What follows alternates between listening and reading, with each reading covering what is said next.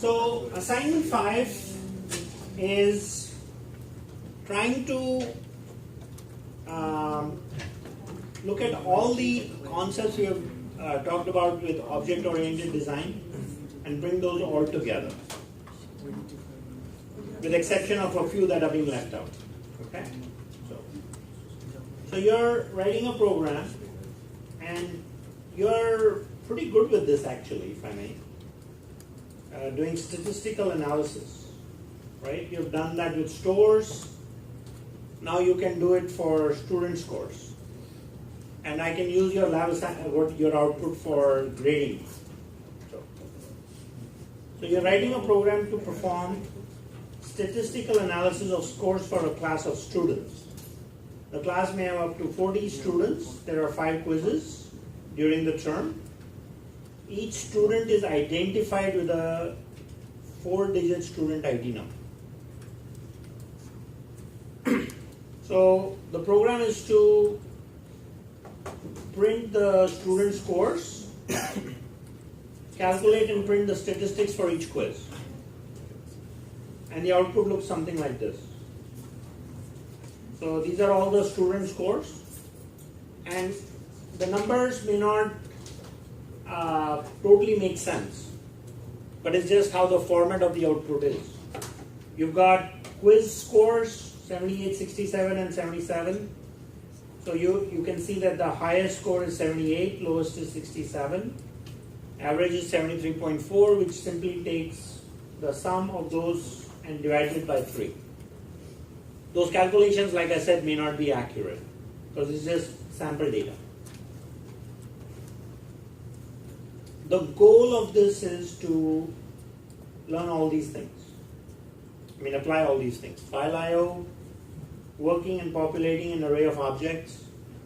I'm not going to help you much with that this time around, considering I've already given you a solution. So I expect you guys to do it this time. Right? It's the same story. Working with the text file, read a token, use string tokenizer, parse it as an integer and put it in the right place. Okay? So this is the data you guys should be using. This has 15 rows. Don't forget up to 40. So if you get 42, you just take the first 40 and analyze and ignore the last 2. Okay? So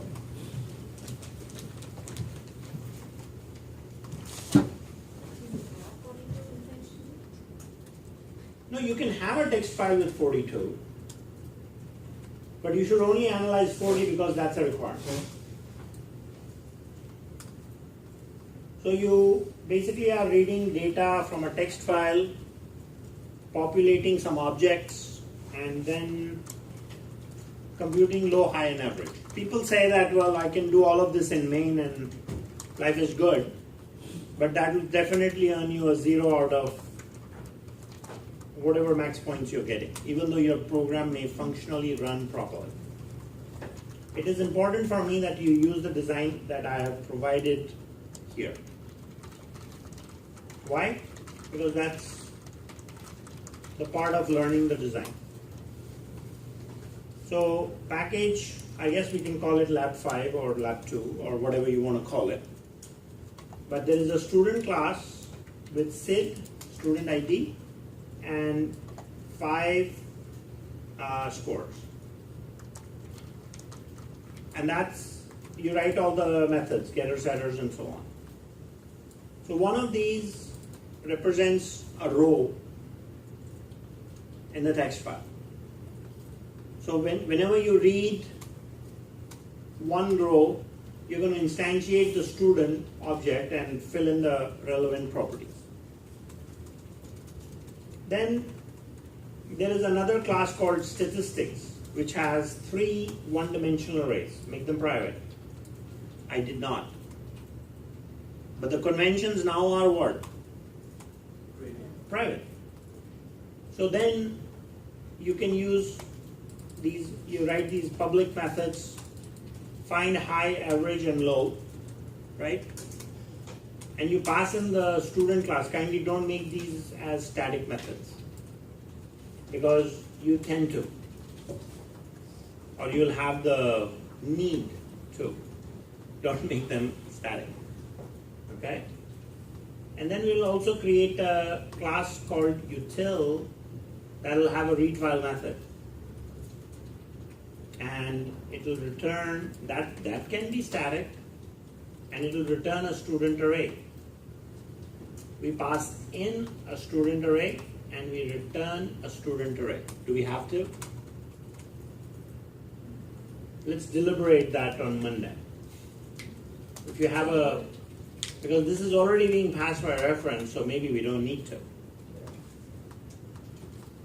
Right?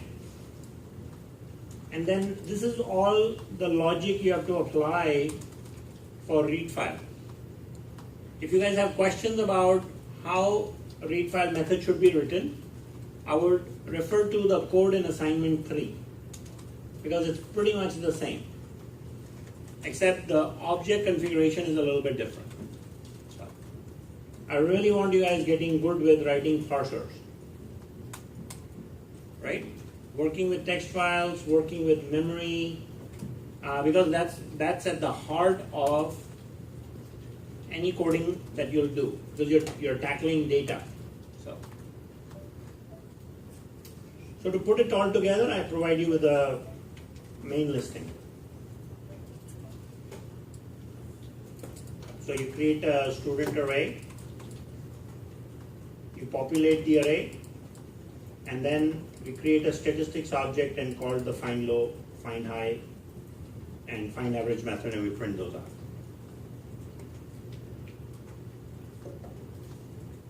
To show you how to work with different topics, here is how to read data from a text file. Here is a little snippet that shows you how to work with string tokenizer. This shows you how to convert a string to an integer, right?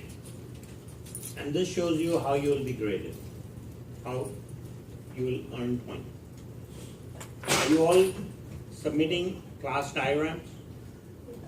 Not just a box linked to another box, because I did not take off points previously.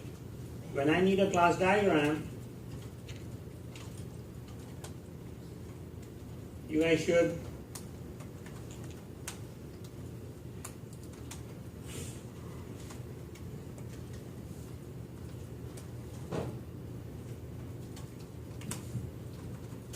please look at this topic called drawing class diagrams. It's a very nice PDF that tells you what I expect. And we've talked about it more than once now, right?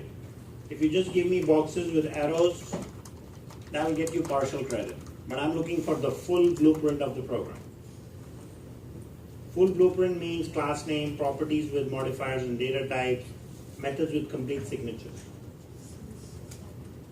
4. Okay? So, and you have to use packages also in assignment 5, not 4. 4 is fine. For assignment 5, you have to use packages as well. Yeah, you can create a util package and a student package or whatever you want to name them. Okay? Alright, so we'll talk about the design in more depth on Monday. Have a great rest of the week, what's left of it, and I am done for tonight.